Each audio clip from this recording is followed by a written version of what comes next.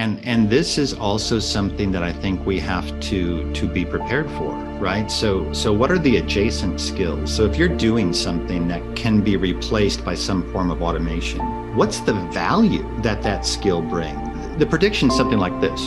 There will be 2 billion jobs displaced, 2 billion jobs displaced by the year 2030. Not a loss of 2 billion needs, but 2 billion jobs that are currently in place today that will be displaced. So how do we develop curiosity, and how do we continually develop a thirst to learn? Because that's what we need in the workforce today.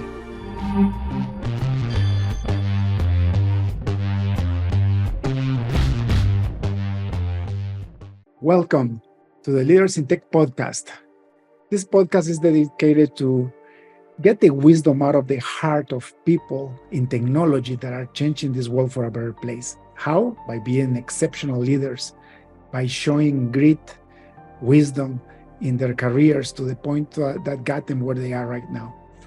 And why do we want to share this wisdom? For a couple of reasons. Number one, to let the world realize that without leadership, we have nothing. Because technology has been built by people and for the people. So that if we don't know how to lead people to create technology, we wouldn't have technology to begin with. So what a beautiful example of an amazing leader like today's guest. John, welcome to the show.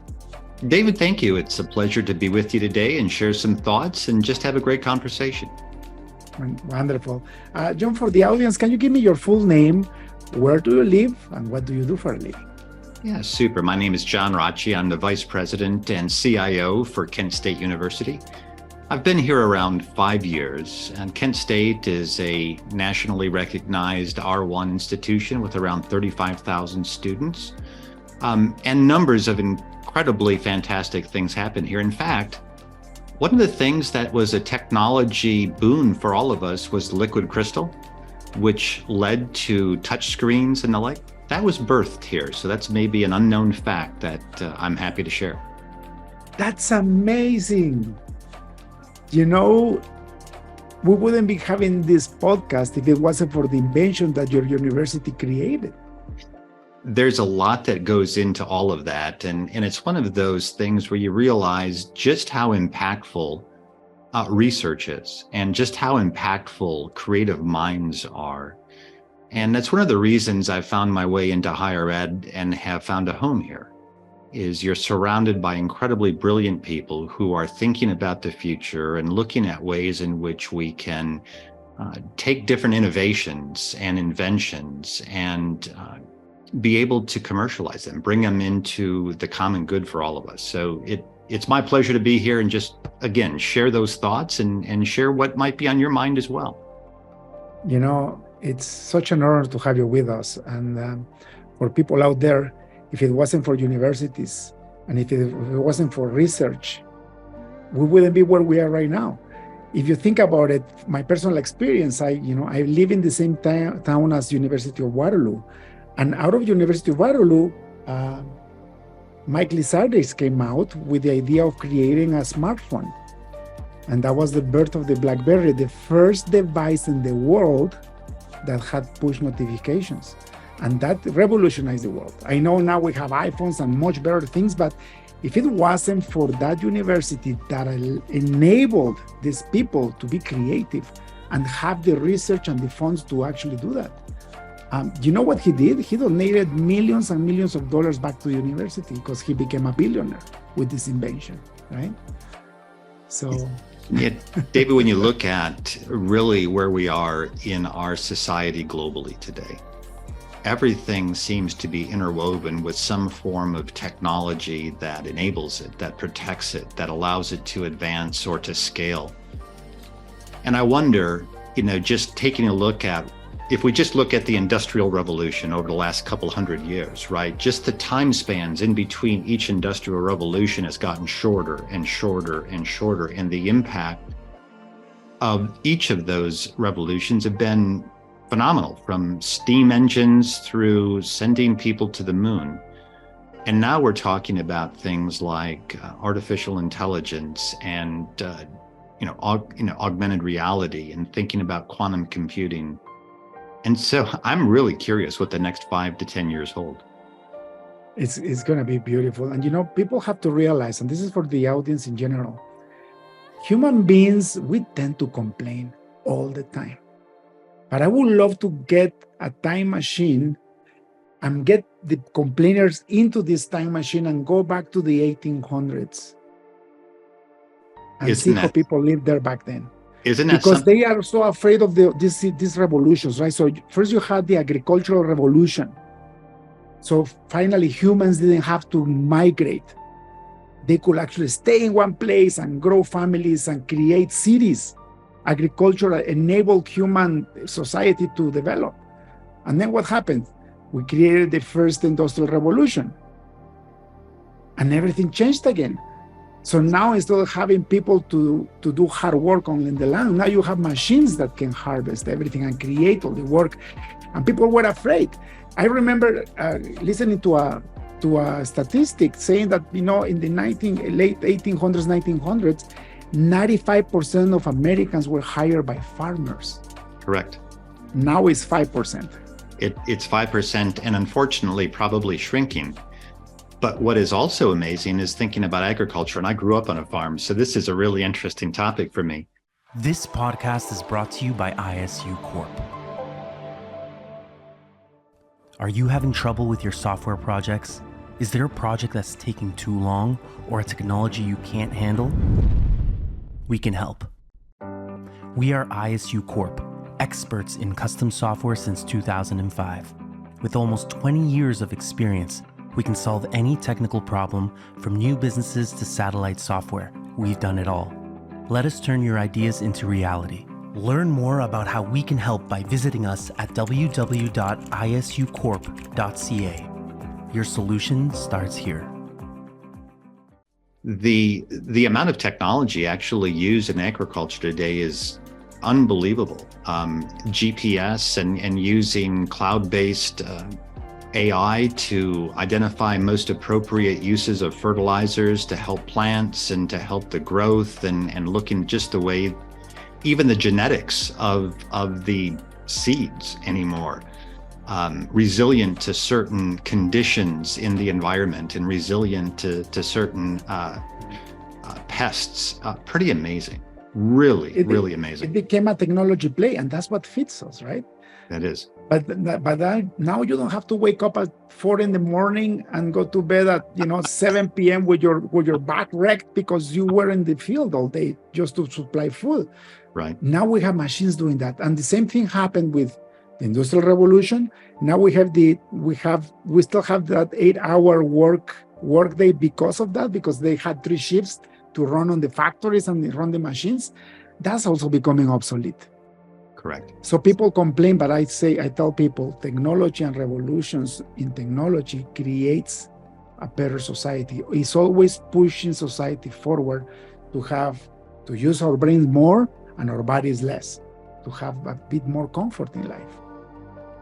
Critical thinking will continue to be something, right? There's a lot of debate in our industry today about use of certain technologies, whether or not it takes away the human element.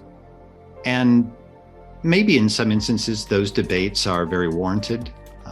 But I think what we need to hang on to is that, to your point, it still takes critical thinking to ensure that we advance what we're doing and to create the environment in which things can thrive and progress.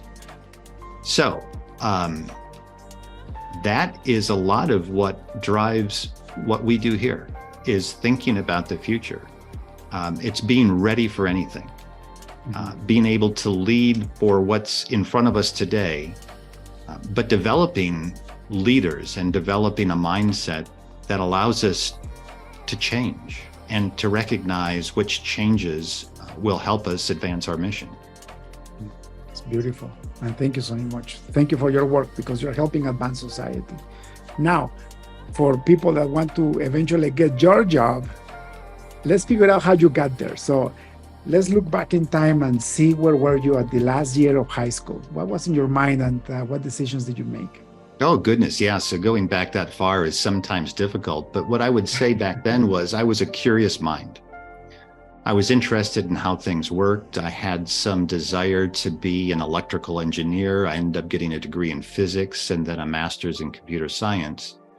But I was thinking about how can I create effective and efficient outcomes, right? What can I do to help advance different things? So the curious mind was part of my upbringing, part of my interest, and part of what I saw myself being intrigued by and being excited to learn more about. How does one at the end of high school chooses to have a physics major? Physics is not simple, it's hard. Well, that story is interesting, David. I actually was fortunate enough to have my collegiate schooling paid for through an athletics scholarship.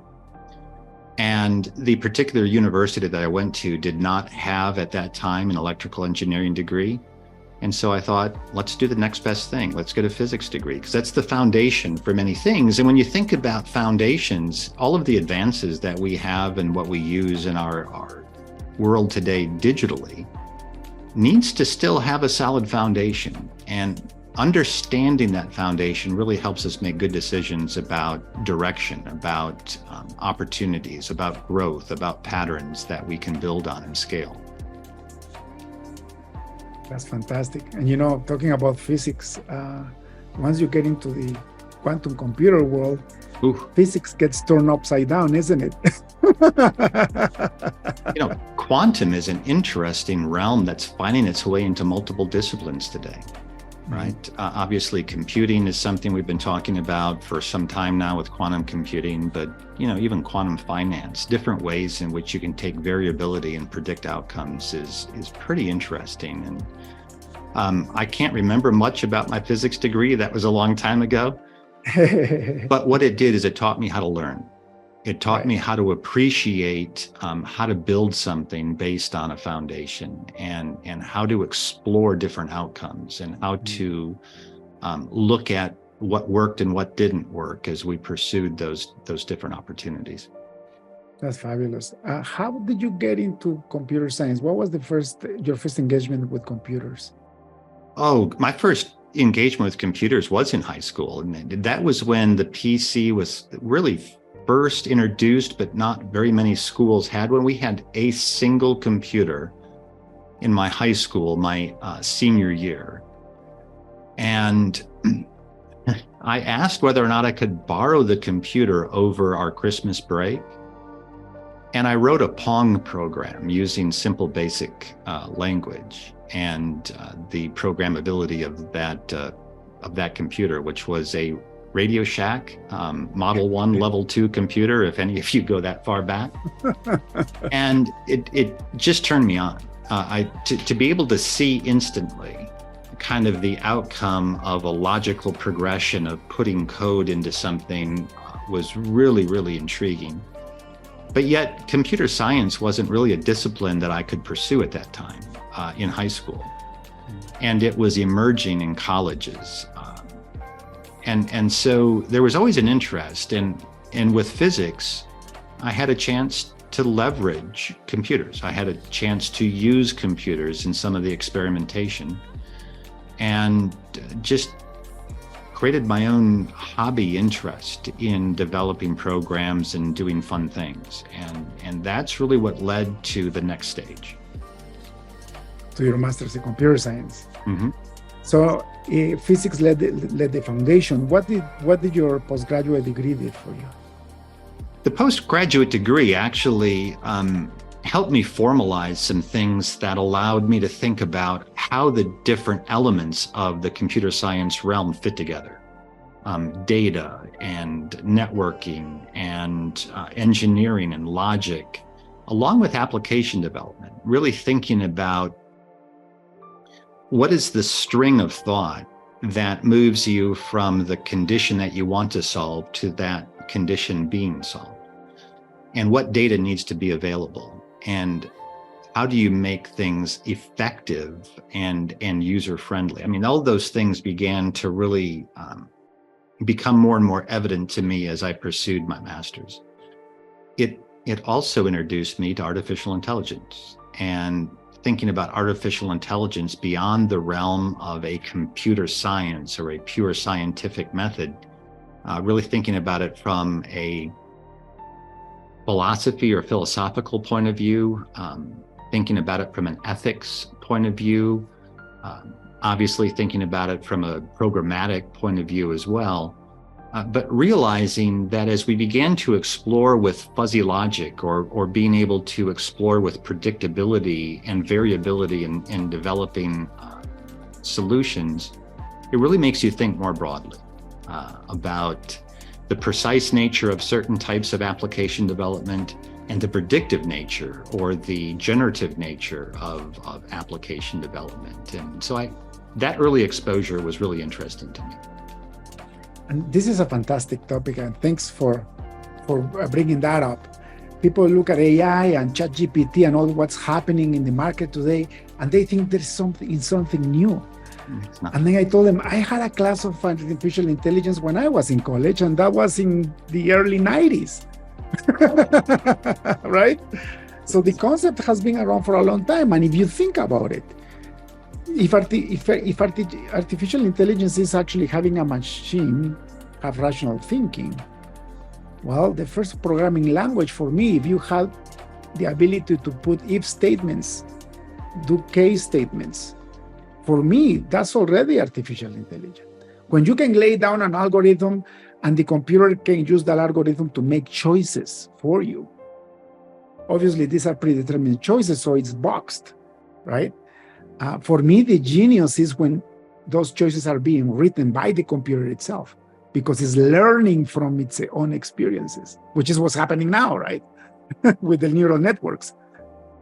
Neural networks and large language models really have had an impact, and not just that in particular, but the ability to compute these large language models using these incredibly sophisticated, or I should say very significant number of interconnections within these models today. Our ability, like Moore's law is, rest in peace, right? Moore's law is done. It now really, when we see the advent of the compute power and the scalability, that's really what's starting to create these real-time interactions that give people pause to say, what's happening here? When indeed, this is not new. It's just when things are adopted at mass, and you mentioned ChatGPT, it was the fastest to 1 million subscribers. It was the fastest to 100 million subscribers. That mass adoption created awareness. It created additional interest, and it created additional questions that people had not explored before. And now we're exploring those questions. It's incredible. And you actually mentioned Moore's law, and I think for the audience, because you and I know what it is, but I would love to go into that a little bit more in detail.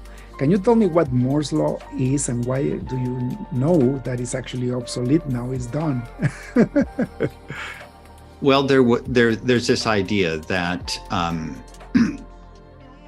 we'll be able to continue to double the compute power based on the ability to get smaller and smaller devices. But at some point, what happened is we exceeded that limit. And we're beyond that limit. And we're to the point now where, if you think about, like in '69, we sent people to the moon using a particular type of computer. Well, you and I hold in our hand and our cell phones, 100 times, if not 1,000 times the compute power of anything that was available back then. Now that we can create significant processing power at scale, we exponentially can do things that we could not before. This is, but it's still expensive, right? It's still expensive. So I would say over the next 30 or 40 years, maybe sooner, researchers will be thinking about how do they create, this substance that allows us to mass produce these high computing systems, or these significant systems that can compute, to make it more affordable. So anyway, probably an overgeneralized way of looking at Moore's law and what's next, but the limitations of what was initially defined no longer there. It's fascinating because, one of the parts of Moore's law that I was in awe since I figured it out is that every 18 months technology doubles, and it actually goes down in price every 18 months.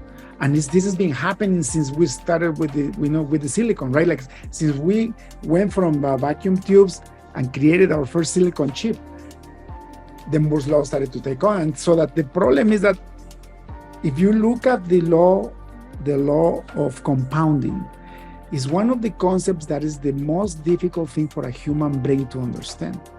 Because at the beginning, you start compounding something, it still looks very flat. But it eventually takes on a hockey stick and it goes exponentially higher, right? I think somebody was telling me that if you were using the law of exponentiality, playing a golf game, an 18-hole golf game, and you started with 10 cents, you ended up with like $10 million at the end or something like that.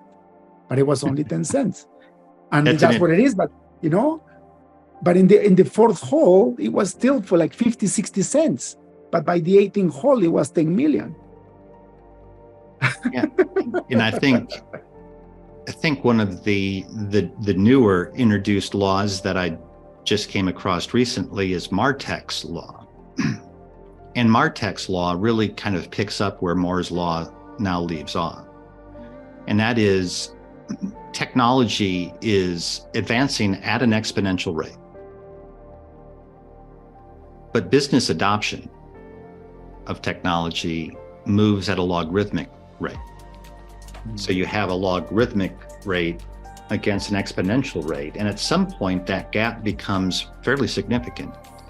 And I think as leaders, we need to really be intentional about the technologies that we explore, because the advances are significant. So we need to be critical about what it is that we can introduce. But at some point, that gap becomes so large that the business needs to reset. And we're starting to see that over and over and over again globally. So it's an interesting time, to say the least. For sure. And, I keep telling people, I run a software consulting firm, and we actually build AI systems and all kinds of custom software programs for companies. And, I keep telling people, we're at a point now that if your business doesn't have some kind of AI embedded in their core, eventually they are going to become obsolete because the competition is implementing AI. Scalability. And that lowers costs, right? It gets you down to production faster.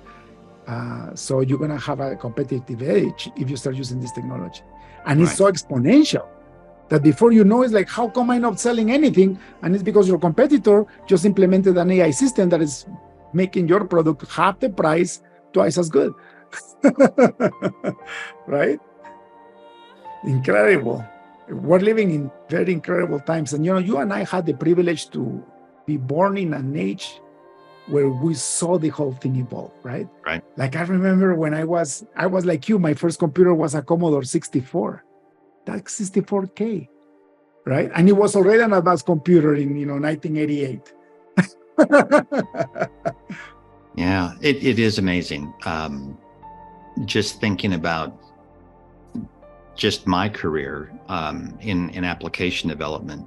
So I was not always in higher ed. I actually started a software engineering company in my younger years and ran another technology company in the early 2000s. But, we've moved from needing to understand procedural approaches to programming to kind of this idea of object-oriented programming, where we can create objects that we can use in different contexts and explore and extend. We're now at low code, no code. right? So a lot of that logic and a lot of that work is behind the scenes. We just need to wire diagram things. We need to think logically and critically think. And that's why I come back to that. It's important as leaders to really assess what we're trying to solve and take a look at the X factors, I'll call it, the expectation and the experience. What's the expectation that people have, and what's the experience they receive, and how can we create a frictionless way to deliver that? How can we reduce the variability in delivering solutions and make the outcomes much better for the people that we serve? And we can do that at greater scale today, speaking about scalability, because we don't have to do all of the same overhead work that we've had to do in the past in our computer science disciplines. Reusability, modularity, really thinking about autonomy of components that can operate on their own but can be stacked or stacked differently to create outcomes and solutions really is the new mindset. It's the new thinking. It's the new architecture. And we're beginning to take a technical concept and bring it into business context and saying, what if we took big business ideas, big processes, and began to break them down into smaller units, like this, then that, then this, then that, maybe a decision tree somewhere that does something similar, something slightly different in order to get to the outcome. What if we do those things and work together so that we can take the same intellectual property we have and the same work that we've been doing, but look at new ways of improving margin efficiency, but also potentially looking at new revenue streams, creating faster ways to get to outcomes. I think this is really the exciting part to me about all the technology advances, is how do we think differently? What's our mindset now to fall in love with the problem and not the solution? And that also excites me, right? So I've gone from kind of more of a technical background into a technical manager background into a leader of ideas and a leader of outcomes. And the next decade is going to be exciting. With all of the tools and all that's in front of us, David, I am really excited for what we as technology leaders can really bring now full circle into society, working with multiple industries, working with multiple areas of functions to deliver great outcomes. It's fascinating for sure. What was the first time that you were exposed to leadership? When did you get your first people that you were responsible for? Well, early on, actually, the work that I did in college also involved having students that, when I was a student, I actually had students that reported to me for developing solutions or doing things. But then, I think I shared with you early on, I worked as a software engineer in a company formally for a couple of years, and then left that company and started my own.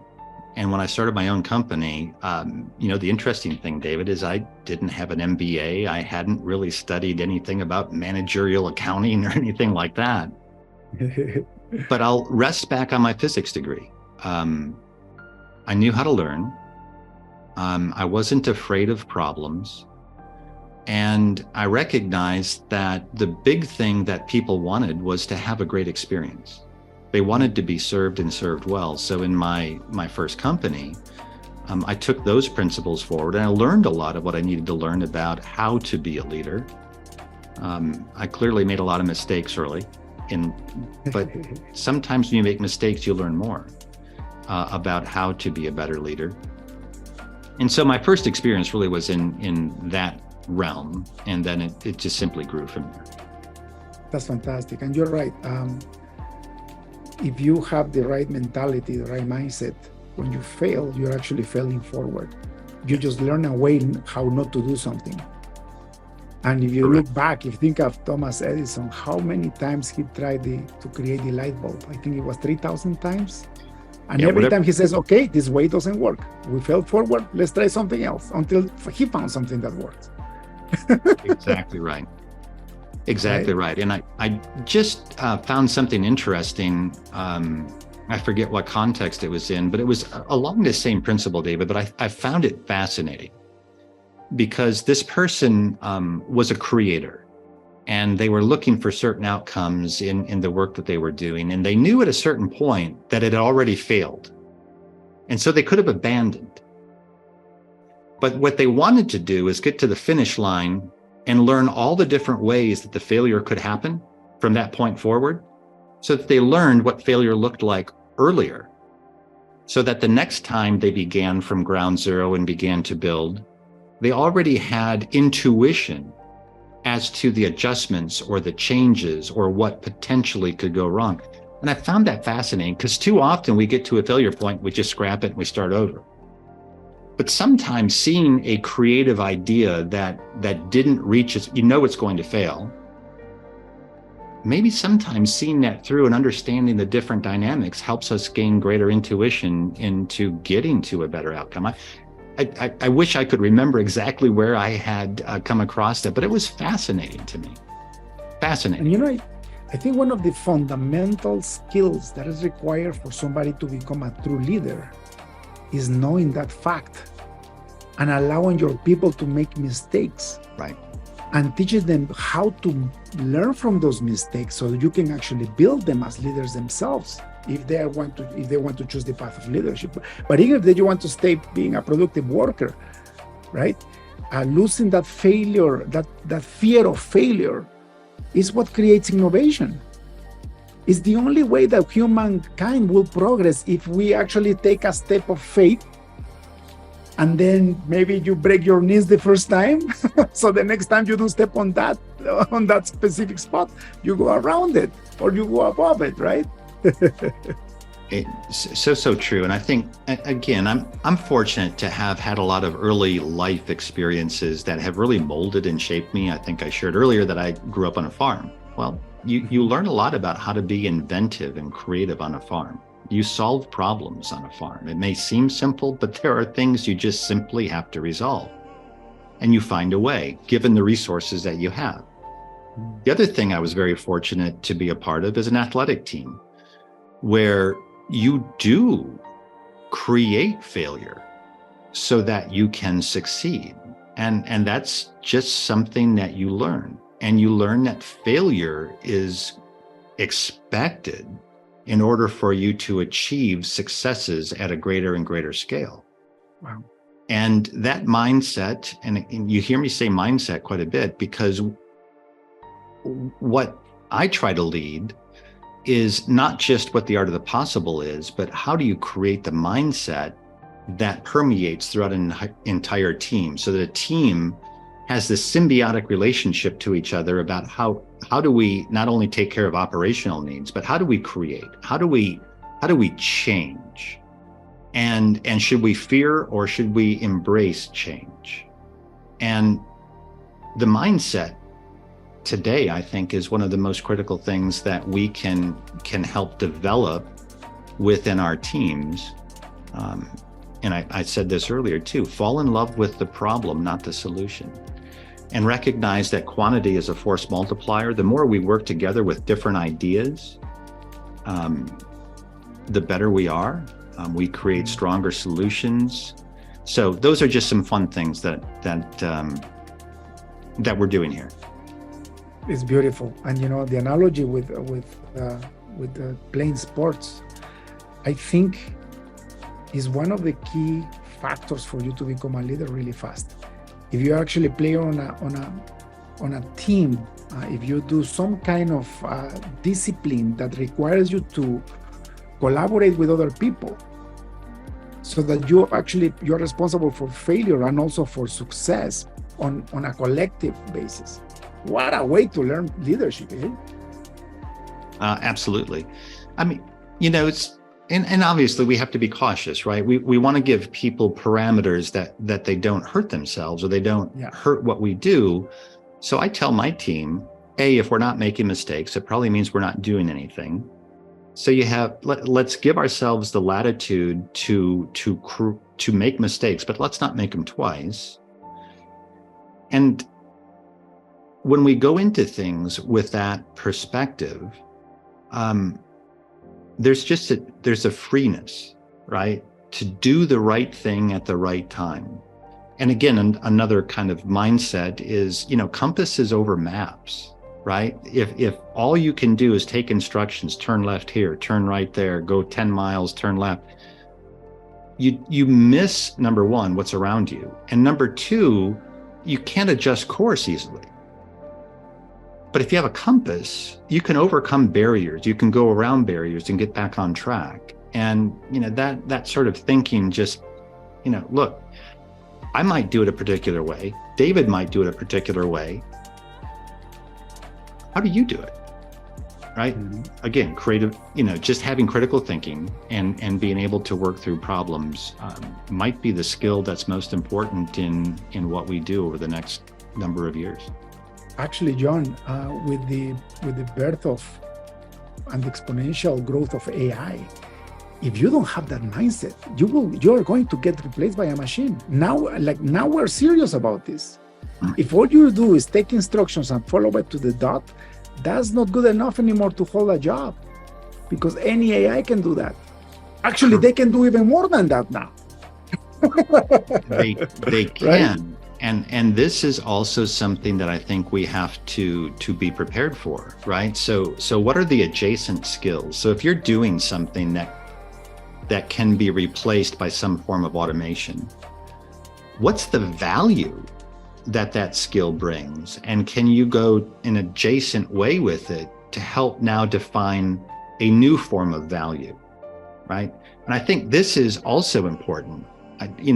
Predictions are fun. They're typically wrong from a time frame, but they're right, directionally. I probably have this wrong, just like my poor definition of Moore's law. But the prediction is something like this: there will be 2 billion jobs displaced, 2 billion jobs displaced by the year 2030. Not a loss of 2 billion needs, but 2 billion jobs that are currently in place today that will be displaced. Now think about that for a moment. Mm-hmm. That's a significant number. Well, so how do 20% of the world's population, right? Including children.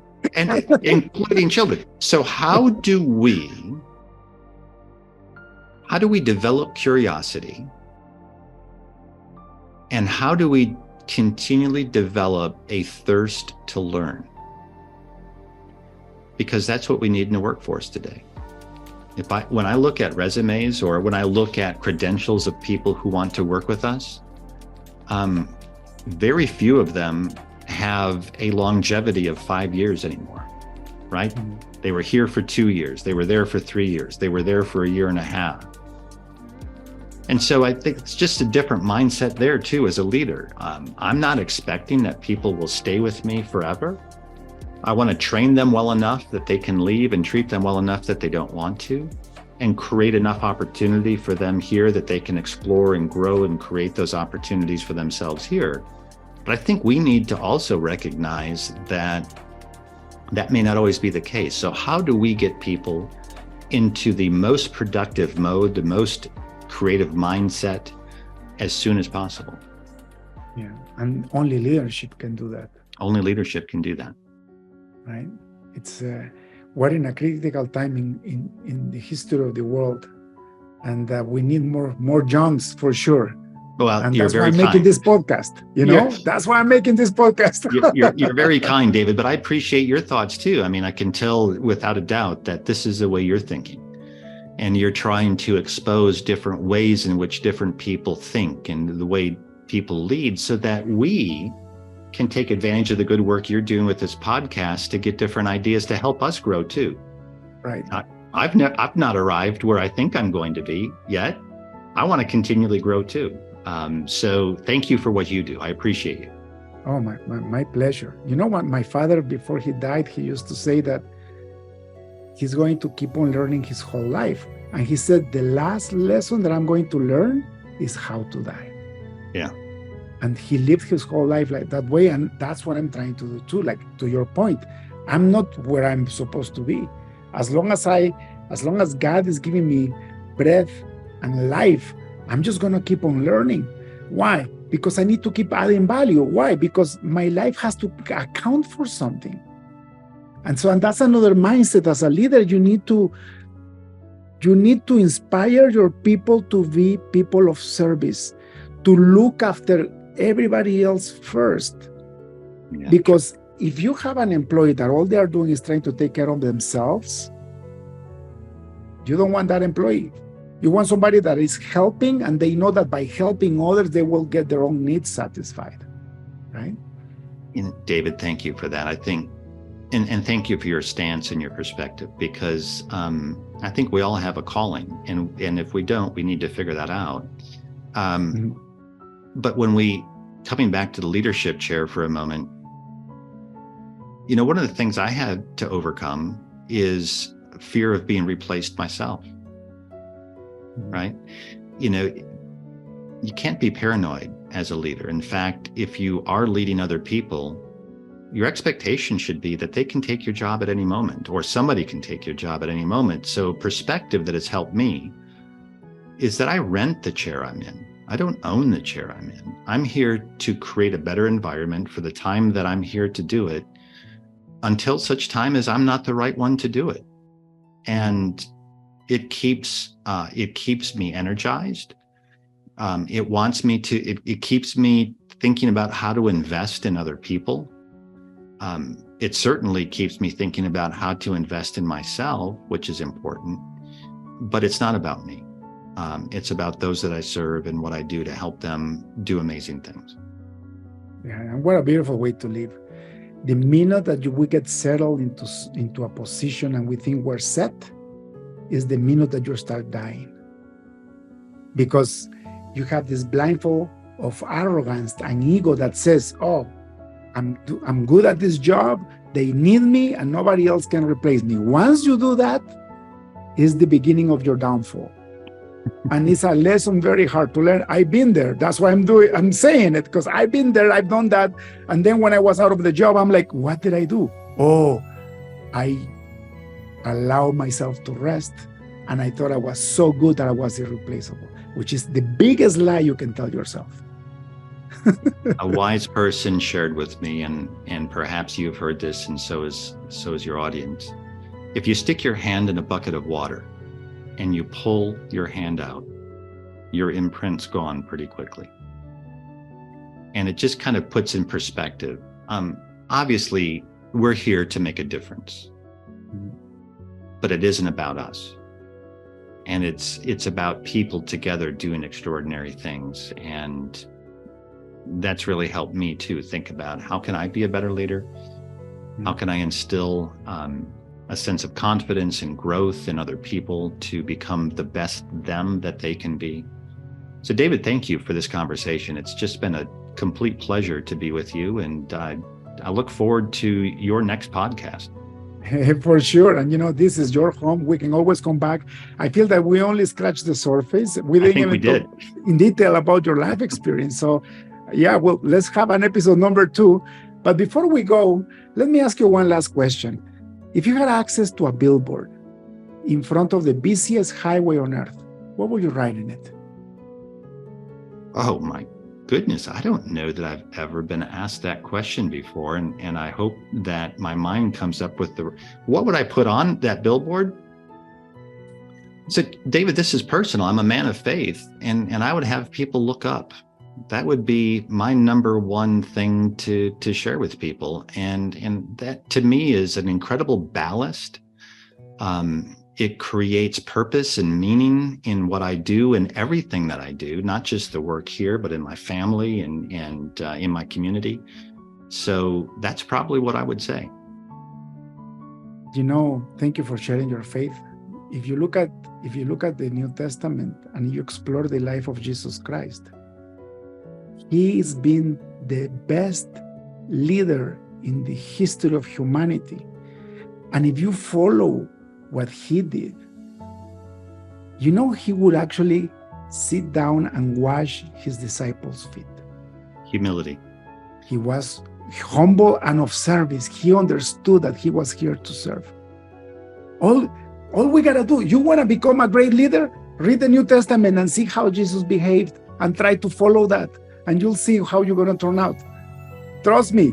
By the way, for the audience, if you have tried everything else and it failed, give that a try and let me know how it goes. It is the thing. It's the only thing. So yeah, David. So anyway, you asked the question, and thank you for asking it. That's where my heart is. That's where my head is. Beautiful. Thank you so much, John. If people would like to get more questions out of you, where can they find you online?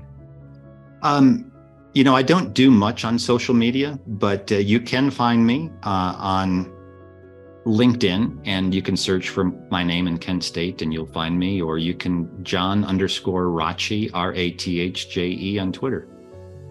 Fantastic, John. Thank you so much from the bottom of my heart.